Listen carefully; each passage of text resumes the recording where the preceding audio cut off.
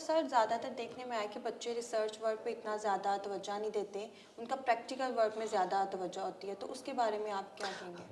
ہاں بالکل, یہ شاید پاکستان میں ایک الگ الگ ٹریک سمجھے جاتے ہیں کہ جناب یہ ریسرچ ہے اور یہ پروفیشنل ٹریک ہے, اور پروفیشنل ریسرچ میں نہیں جا سکتا, ریسرچ والا ادھر نہیں آ سکتا.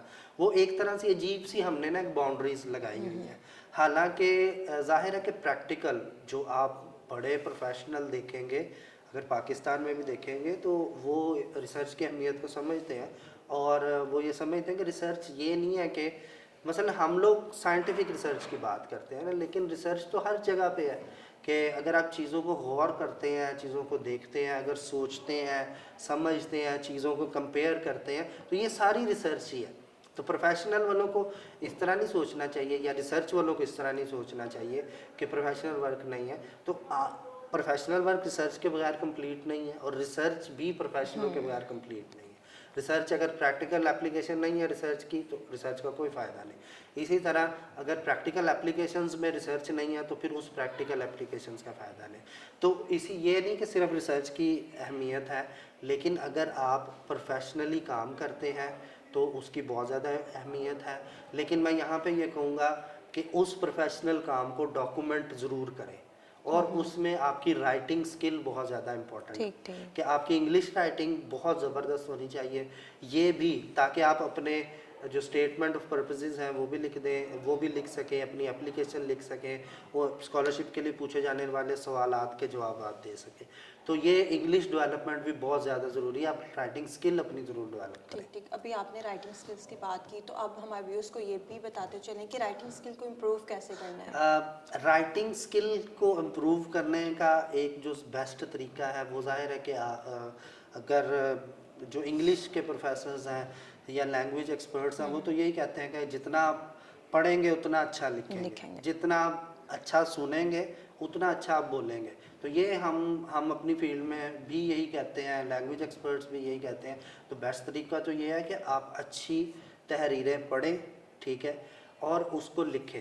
ہمارے اسٹوڈنٹ میں اب جو ماڈرن اسٹوڈنٹ ہے اس میں وہ نوٹ ٹیکنگ کی عادت بہت کم ہوتی جا رہی ہے.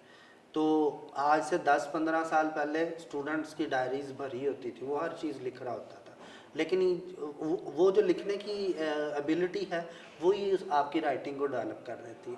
لیکن ہمارے اسٹوڈنٹس میں یہ نہیں ہے. ایون اپلیکیشن لکھنے میں بھی پرابلم ہے. اب ہمارے اسٹوڈنٹ کرتے کیا ہے کہ وہ اپلیکیشن لکھنے کے بجائے کیا کرتے ہیں, چیٹ جی پی ٹی کھولتے ہیں, وہاں سے کچھ ٹائپ کیا اور اس کو جناب ایز اٹ از انہوں نے پیسٹ کر کے تو وہی میل میں بھیج دیا.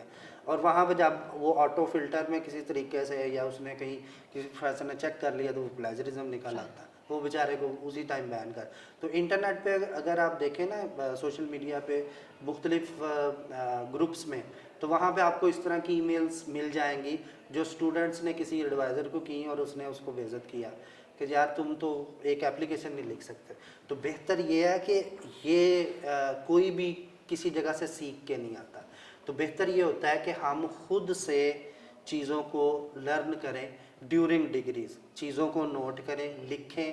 چیٹ جی پی ٹی کوئی بری چیز نہیں ہے, اے آئی جتنے بھی اسسٹنٹس ہیں یہ کوئی بری چیز نہیں ہے, لیکن اس کو کاپی پیسٹ کرنا بھی انتہائی غلط ہے. آپ اس سے آئیڈیاز لیں, اس سے پوائنٹس لیں, اس کو نوٹ کریں, اس کو اپنے ورڈز میں لکھیں, خود سے لکھیں, تو یہ آپ کے لیے بیسٹ ہے.